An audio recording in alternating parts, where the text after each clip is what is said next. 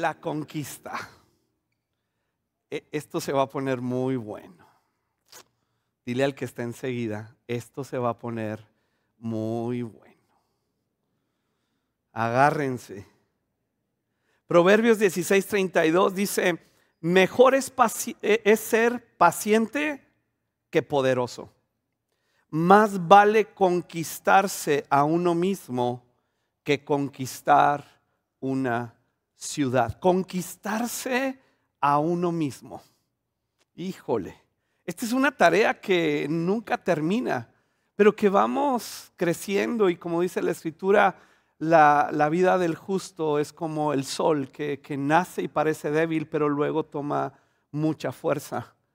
Conquistarnos a nosotros mismos, conquistar nuestra voluntad, conquistar nuestros deseos desordenados y conquistar nuestra personalidad para no ser arrastrado por ninguno de estos, es una tarea que requiere estrategia, entre otras cosas. Requiere estrategia, pero también requiere la gracia de Dios. Conquistar territorios de acuerdo a las promesas de Dios. El territorio de nuestra familia, el territorio de nuestro matrimonio, de la sociedad que hoy nos rodea y todo lugar, como dice la Biblia, que pise nuestro pie, es el llamado de Dios y Él nos dará de su gracia. Así que necesitamos estrategia y necesitamos la gracia de Dios. Y recuerda que la gracia es estos recursos de Dios en nuestras vidas. Conquistar prueba nuestra fe.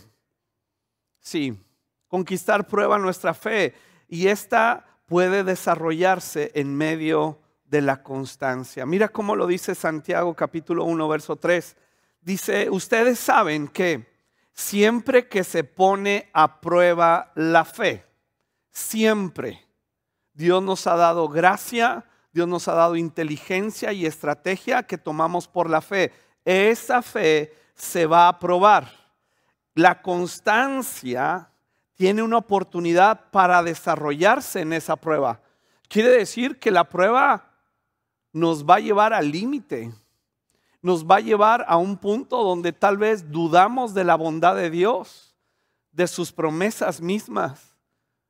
Y entonces la fe tiene esa oportunidad para desarrollar constancia. Así que dejen que crezca la constancia, pues una vez que su constancia se haya desarrollado plenamente, serán perfectos y completos y no les faltará nada. Ahora, pues al leer esto yo me doy cuenta que a través de los años ni soy perfecto ni estoy completo.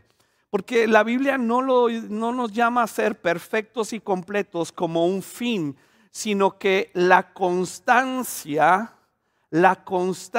cuando está desarrollándose y desarrollándose durante la vida, nos llega a dar una perfección que la Biblia también llama perfeccionarnos en la fe. Nunca llegaremos a ser perfectos como Dios, nunca llegaremos a estar completos como Dios, pero al desarrollar la constancia, cuando la fe se prueba, viene un perfeccionamiento que también la Biblia llama madurez. Vamos madurando, ya no somos esos niños, esos bebés que son llevados por toda circunstancia, por cualquier viento de nuevas doctrinas, sino que vamos perfeccionándonos en la fe.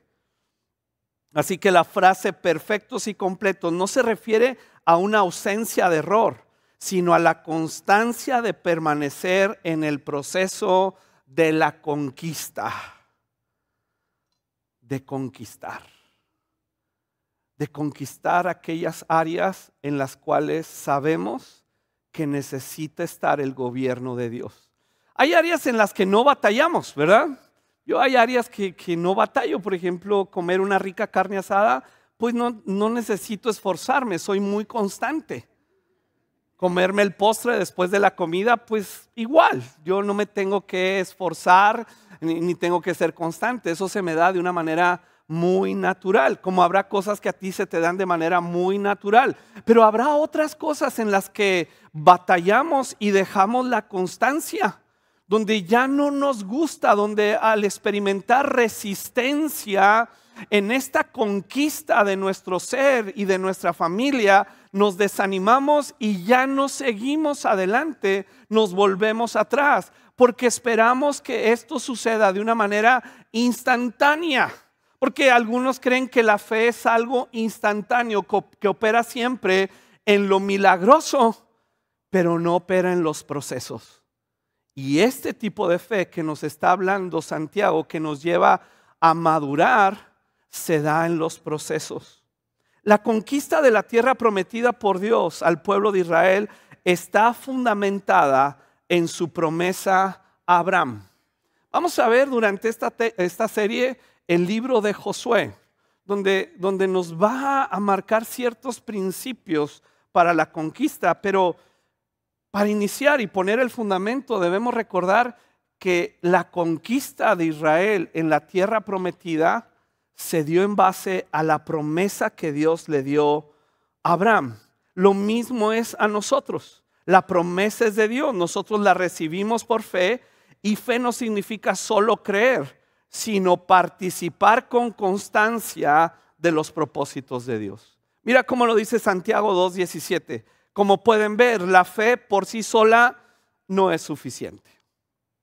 No es suficiente. Creer no es suficiente. Santiago nos dice más adelante que incluso los demonios creen y tiemblan porque saben quién es Dios, pero no participan de los propósitos de Dios y no participan de su naturaleza. Creer y decir, yo creo que Dios existe. ¿Por qué? Pues porque veo el sol, veo la naturaleza, veo ciertas cosas que en mi conciencia me indican que Dios existe y yo quiero cantar ese Dios. No es suficiente. La fe debe producir buenas acciones, y si no produce esas buenas acciones, está muerta y es inútil. Pero esas buenas acciones no es cruzar a una ancianita a la calle, no es simplemente darle una moneda al necesitado. Las buenas acciones son las acciones que Dios ya determinó y ya Dios preparó de antemano para cada uno de nosotros. Y esas son acciones muy buenas, de mucha bendición para nuestras vidas. Así que Dios le hizo una promesa a Abraham. Vamos a verla en Génesis capítulo 12, verso 1. El Señor le había dicho a Abraham, ¿qué le dijo? Deja tu tierra y a tus parientes y a la familia de tu padre y vete a la tierra que yo te mostraré. Deja tu patria, déjala. Hay un principio aquí para llegar a la tierra prometida y conquistarla. El principio es deja. No puedes obtener un nuevo territorio si no dejas el que ya tienes. Esto nos habla de dejar ciertas cosas que para nosotros son muy, muy naturales. Estos paradigmas que traemos, esta parte de nuestro ser, este carácter que nos lleva a veces a la depresión, a la angustia, a la soberbia, a la codicia, cosas en las que hemos vivido siempre y que ya no las vemos como malas. Incluso hay cosas que, aunque no son malas, nos están estorbando para llegar a esa tierra prometida. Porque Dios pudo haber bendecido a Abraham en su tierra. Eso nos queda muy claro. Él puede bendecir a quien quiera, donde quiera, pero Abraham no iba a experimentar esa bendición si no dejaba su tierra e iba a la otra tierra. Y le dice, yo te la mostraré y haré de ti una gran nación. Te bendeciré y te haré muy famoso. Ahora, déjame aclarar esta parte donde Dios le dice, te haré famoso. Estamos leyendo Génesis 12, pero el contexto de esta fama es Génesis 11. Cuando los hombres dijeron, vamos a hacernos de un nombre para ser famosos, y construyeron la Torre de Babel.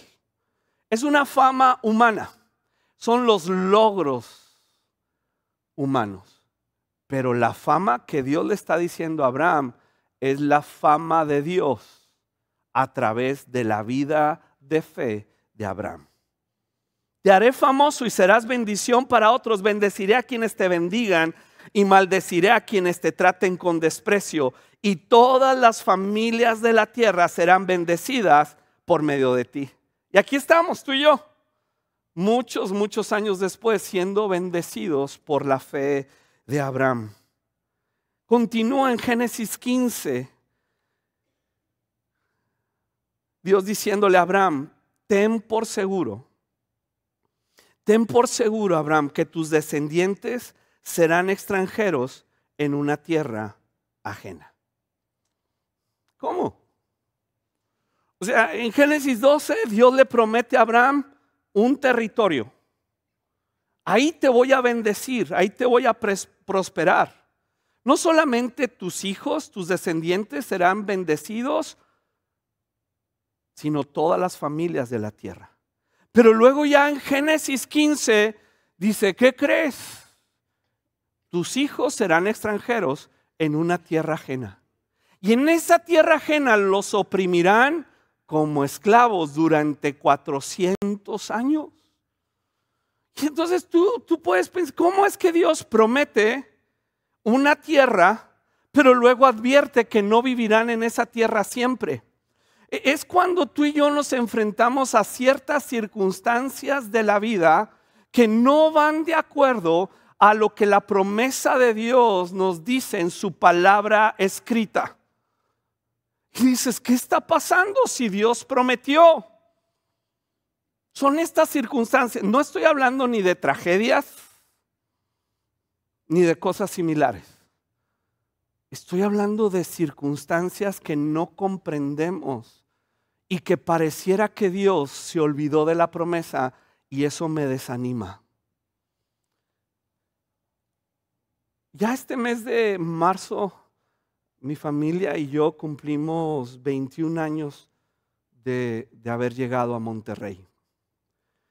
Y hubo una temporada donde el Señor nos dio una impresión a Ivonne y a mí en cuanto a abrir una iglesia, hace muchos años. Y pues empezamos invitando gente alrededor de la casa. Ivonne iba al parquecito que estaba ahí cerca de la casa con Jessica, con Luis. Y pues hizo amistad con algunas señoras que llevaban también a sus niños. Las invitaba a la casa a desayunar, a compartirles la palabra. Luego invitaron a sus maridos y ahí estábamos, ¿verdad? Haciendo todo esto porque habíamos recibido de Dios una promesa, una indicación, un camino a seguir. ¿Y qué crees que pasó de eso? Nada. No se hizo iglesia. De hecho, al poco tiempo ya no iban ni las moscas. Y entonces en eso, un pastor aquí de la ciudad nos invita a ayudarle a abrir su iglesia. Y yo recibo una llamada de mi pastor en Juárez que me dice, vete con ese pastor y ayúdale a abrir su iglesia. No, pues ¿cómo? Pues ahí vamos. Y ahí estamos trabajando. Y luego ya estando ahí, suceden cosas en Ciudad Juárez y Dios nos dice que vayamos a Ciudad Juárez. Señor, pero pues si ya nos habías traído a Monterrey, nuestra tierra prometida. Estábamos contentos, felices de trabajar aquí. Bueno, era algo muy padre. ¿Y cómo otra vez a la maleta? Y pareciera como que la promesa se diluyó. Pareciera, yo creía como que, bueno, yo creo que no fue Dios. Yo creo que esa noche que Ivonne y yo pensamos en esto, cenamos mucha grasa y nos dio una pesadilla. Y tal vez, ¿verdad? Tal vez. Y nos olvidamos de eso y nos olvidamos del llamado que habíamos recibido muchos años antes, etcétera, etcétera, etcétera. Pareciera que nada iba a suceder ya en Monterrey, pero a los 2 años de estar en Ciudad Juárez, el Señor nos manda de regreso a Monterrey. Híjole, gracias Señor. Pero no para abrir una iglesia, para arreglar otros asuntos. ¿Cómo? Hasta después de 1 año, en el 2012, es que Dios, de manera milagrosa y sobrenatural, empezó Convivencia, que hoy está en 2 campos. Pareciera como que la promesa no estaba en firme. Sí me desanimé, sí hubo temporadas donde dije, no, pues ya, esto nunca va a suceder, y con todas las ganas trabajamos en los ministerios que Dios nos llame y bendecimos a la iglesia como quiera que Dios nos llame. No hay problema, no hay fijón, vamos hacia adelante. Hasta que Dios dice, no, es que yo te prometí un territorio, un lugar y te dio una tarea específica. Tal vez ahorita estás pasando por circunstancias que te hacen olvidar la promesa. Circunstancias personales o en el matrimonio. Y tú recibiste una promesa. Ese matrimonio se fundamentó en un pacto con Dios. Y el pacto está firme.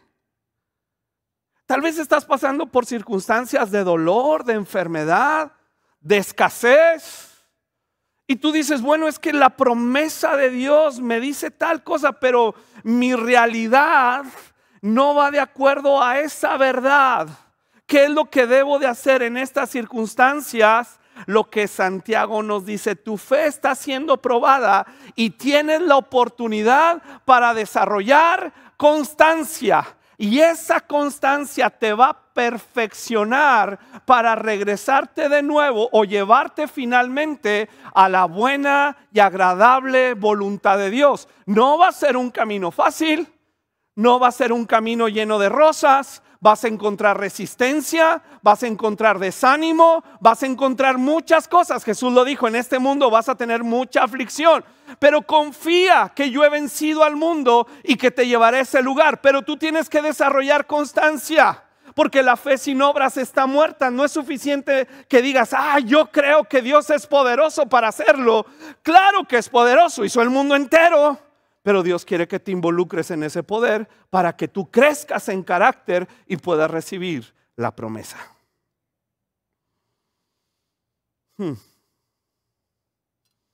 Pero le aclara Abraham, después de 400 años, yo castigaré a la nación que los esclavice y al final saldrán con muchas riquezas. En cuanto a ti, morirás en paz y serás enterrado en buena vejez. Cuando hayan pasado 4 generaciones, tus descendientes regresarán aquí a esta tierra. ¿Por qué se los llevó Dios a Egipto? Pues la Biblia nos dice muy claramente que hubo una razón muy poderosa. Había una gran hambre en la tierra que Dios le prometió a Abraham para sus hijos. ¿Te fijas? Es que Dios me proveyó y aquí en esta tierra tengo mucha hambre. Hay situaciones difíciles, sí. No deja de ser la tierra de Dios. Pero luego Dios en su misericordia los lleva a Egipto para que no mueran de hambre. Y también hay otra razón que se lee entre líneas. El clan de Jacob con sus hijos eran apenas 70, 80 personas. Habían tribus más poderosas que los pudieron haber aniquilado. Y entonces Dios los esconde en la nación más poderosa de su tiempo para que ellos se multipliquen, no mueran de hambre. No sabes en este camino que Dios te está llevando, y por favor no pienses cosas raras ni extrañas. Sí, por favor. Tiene que ser de acuerdo a lo que la palabra escrita de Dios nos dice. Ni siquiera un sentimiento personal, porque mi corazón me puede engañar. Pero si es de acuerdo a lo que la palabra de Dios, la voluntad escrita que se llama la Biblia, lo expresa, y yo estoy experimentando en ese contexto algo diferente, pero que no me está matando ni destruyendo. ¿Será que Dios me está guardando?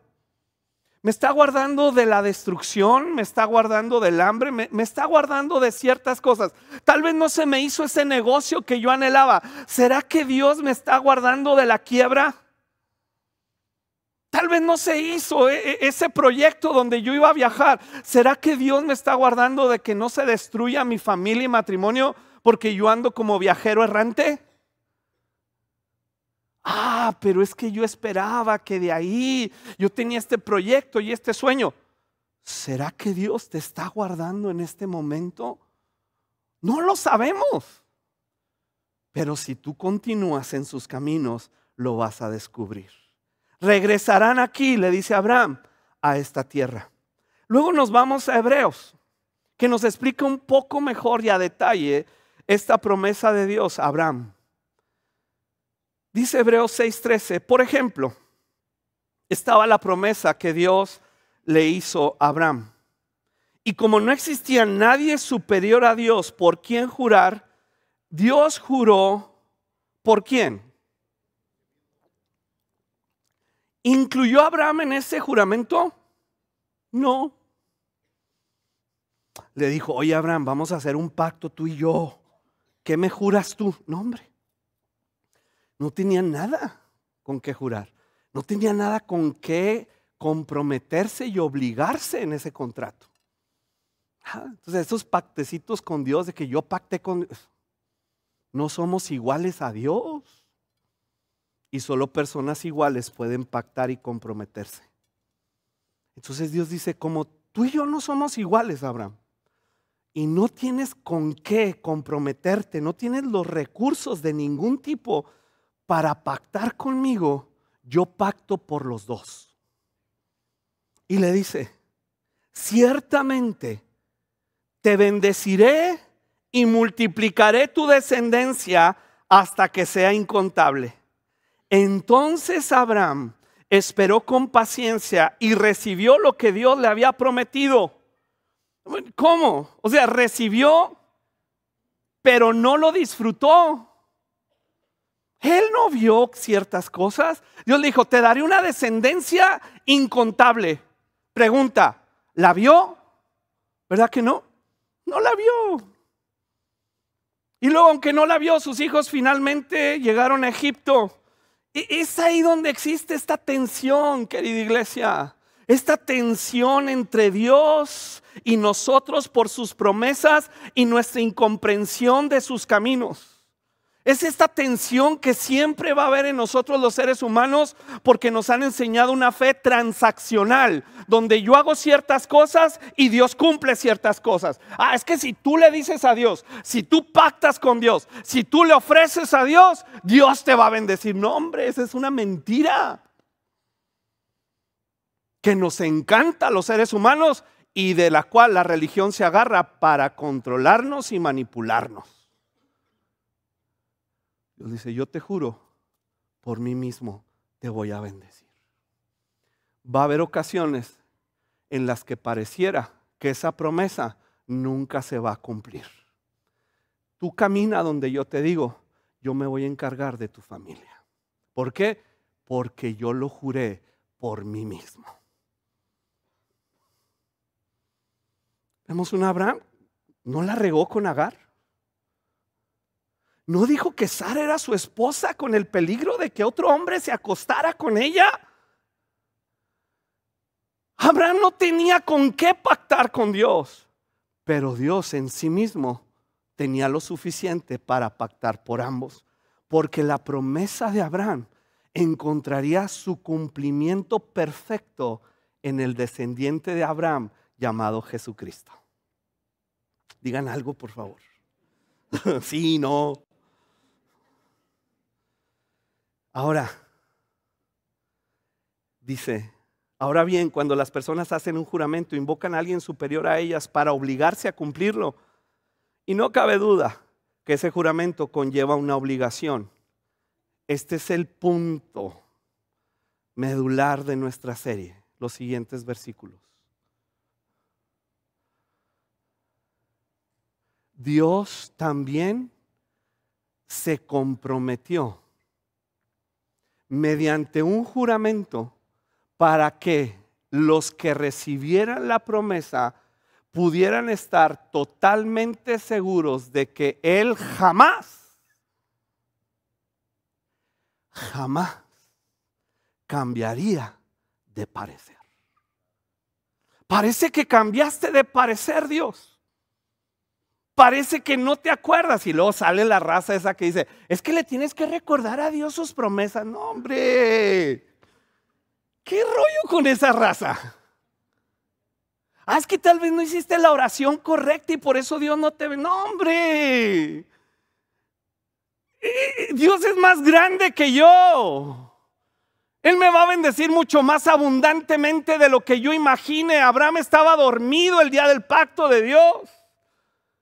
Y mira tú y yo aquí sentados. A veces encerramos a Dios en un recipiente. Es que aquí vive Dios. No, ahí no vive Dios. Dice, Dios se comprometió mediante un juramento para los que para que los que reciban la promesa pudieran estar totalmente seguros de que Él jamás cambiaría. ¿Y qué hizo Dios para jurar, para asegurarnos? Dice, así que Dios ha hecho ambas cosas, la promesa y el juramento. Estas dos cosas, ¿cómo dice ahí, iglesia? ¿Por qué? ¿Por qué? Por dos cosas. ¿Cuáles son esas dos cosas? La promesa y el juramento. La promesa, sí, específicamente es lo que le dijo a Abraham, pero trascendía a Abraham. Él estaba hablando de Cristo. Y entonces la promesa se puede englobar en todo lo que la palabra escrita de Dios nos dice. Toda esta herencia rica en Cristo, todo lo que Él ha diseñado para nuestro bien, esa es la promesa. Le dijo a Abraham, ciertamente te bendeciré, te daré territorio, te multiplicaré y tu descendencia será incontable. Ese día que Dios le promete, Dios hace un ritual donde sacrifica unos animales. Tenía que haber derramamiento de sangre para sellar la promesa. ¿Qué hace Dios ahora? Nos da la promesa, rica y maravillosa, pero hace el juramento. Es Cristo Jesús en la cruz del Calvario, sangrando para sellar la promesa. Y no solamente esa sangre, pero la resurrección de los muertos que activa la promesa en mi alma. Dice, yo no fallo. Y te voy a dar dos cosas en las cuales tú puedes estar muy seguro. Es mi promesa, es mi palabra, pero es el hecho histórico comprobable de que el Hijo de Dios, Jesús de Nazaret, nació de una virgen por obra del Espíritu Santo. Caminó entre nosotros y hubo muchos testigos. Fue a la cruz del Calvario, murió, físicamente murió. Resucitó al tercer día, se levantó por el poder del Espíritu Santo, estuvo dando mandamientos a sus discípulos y muchos lo vieron. Luego ascendió a la diestra del Padre y envió su Espíritu Santo.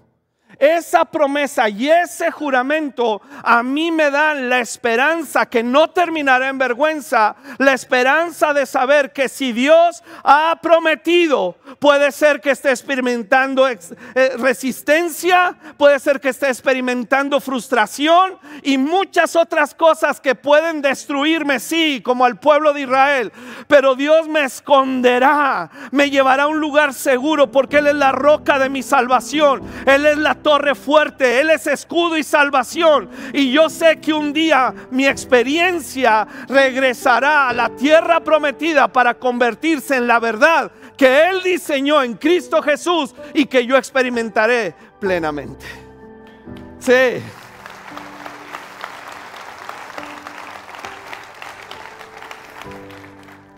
Es imposible que Dios mienta por dos cosas. Ya sabes cuáles son, ¿verdad? Por lo tanto, los que hemos acudido a Él en busca de refugio podemos estar bien confiados, aferrándonos a la esperanza que está delante de nosotros. Esta esperanza que se compone de dos cosas, la promesa y el juramento, es un ancla firme y confiable en mi alma. No lo dice en mi espíritu, lo dice en mi alma. ¿Por qué? Porque mi alma, no, si yo les cuento de mi alma, mi alma siente muchas cosas. Ahí están mis emociones, mis sentimientos. Dice, esta ancla le va a decir a tu alma, aquí te estás, alma. Tú caminas en esta dirección y esperas esto de Dios. Lo que tú sientes es verdad. Lo que estás experimentando es tu realidad, pero hay una verdad que puede transformar tu realidad. Por lo cual, Hebreos 3:7, por lo cual, como dice el Espíritu Santo, si oyes hoy su voz, ¿qué onda? No endurezcas el corazón.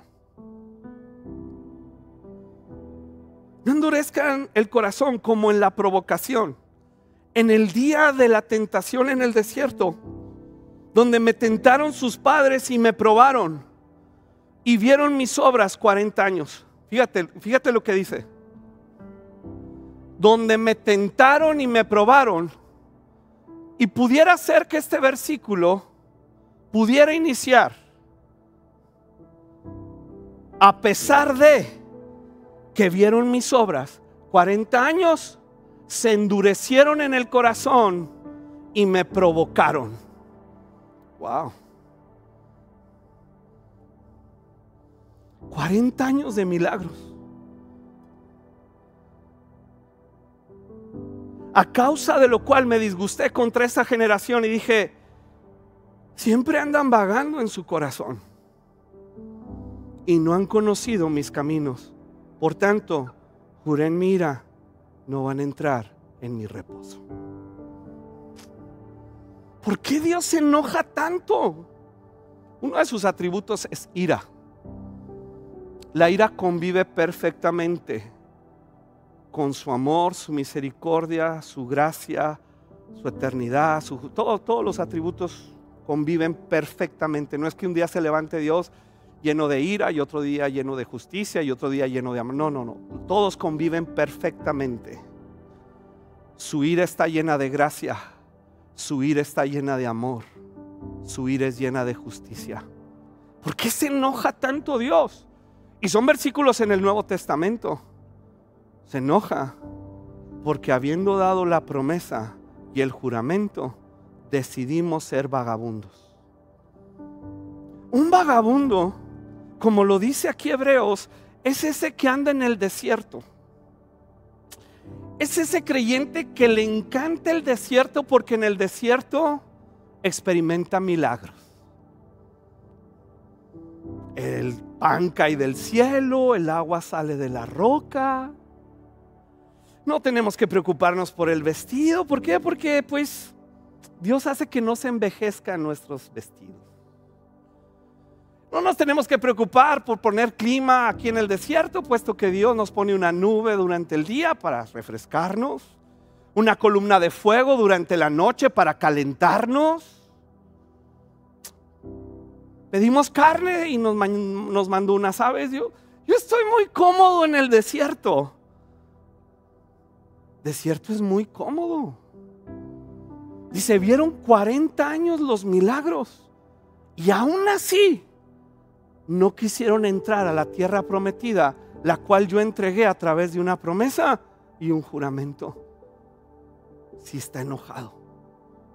Porque ese creyente vagabundo al cual le falta identidad, al cual le falta propósito y destino, puede experimentar milagros, pero tiene que recordar ese vagabundo que esa generación que vio esos milagros en el desierto, que vio el milagro de salvación cuando salieron de Egipto y los siguió Faraón y Dios abrió el mar, tienen que recordar que ese vagabundo lleno de milagros murió en el desierto por rebelde y terco, pero muy bendecido y en victoria. Cuando Dios le dio una promesa a Abraham, van a regresar a la tierra. Es la tierra que yo te doy. Ahí vas a tener que cavar pozos. Ahí vas a tener que cuidar la cosecha. Te vas a tener que organizar para armar gente y cuidarse de otras tribus. Ahí va a haber mucha chamba. Ah, no, yo prefiero el desierto. El mayor de los hijos de Jacob, Rubén nunca quiso entrar.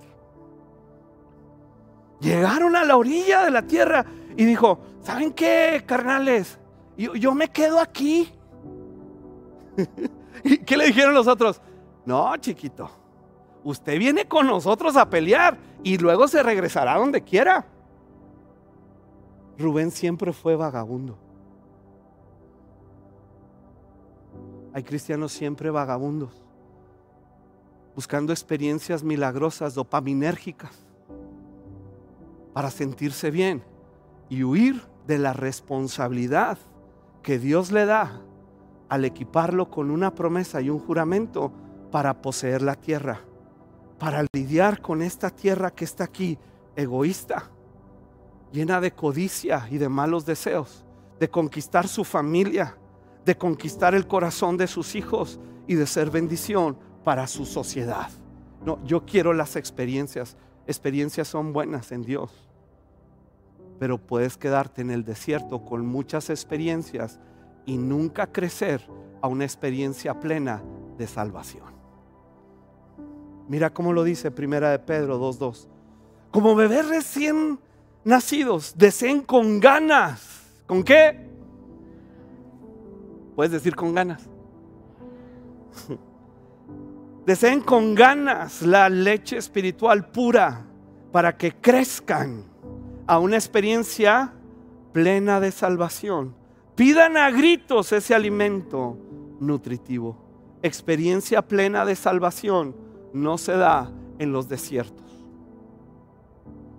No se da en una vida de vagabundo. Experiencia plena de salvación es cuando nuestra fe es probada, se desarrolla la constancia, tomando la promesa y el juramento para ir hacia la tierra prometida y conquistar. A eso nos llamó Dios. Vamos a orar, iglesia.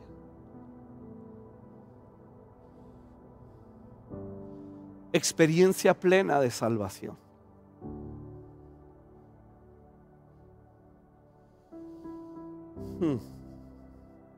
Espíritu Santo, ayúdanos, Señor. Ayúdanos a comprenderlo. Nos has dado promesa y juramento. Yo entiendo que hay una tierra que conquistar, pero esto será posible por la promesa y el juramento. Háblame, Señor, de esas conquistas personales, familiares. Espíritu Santo, hoy escucho tu voz y no quiero endurecer mi corazón. No quiero provocarte habiendo visto tus milagros, experimentando tu bondad. No quiero provocarte a ira, Señor.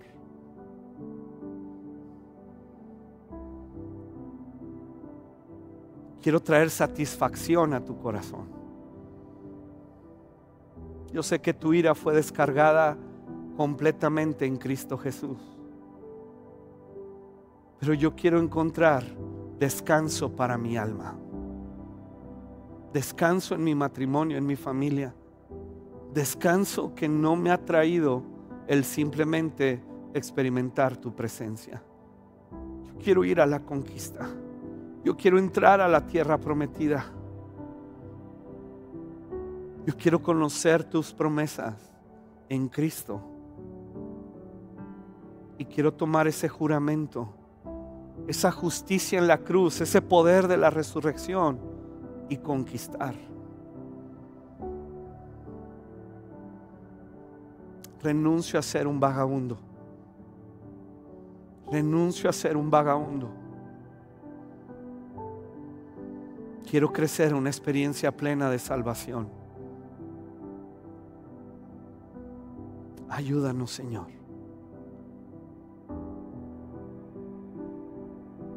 Ya no hay excusa. Caminemos hacia la perfección y madurez en esta prueba de fe que hoy tenemos. Y Dios, que no cambia y que Él ha prometido y jurado en Cristo, cumplirá su promesa. Y te damos muchas gracias, Padre, en el nombre de Jesús.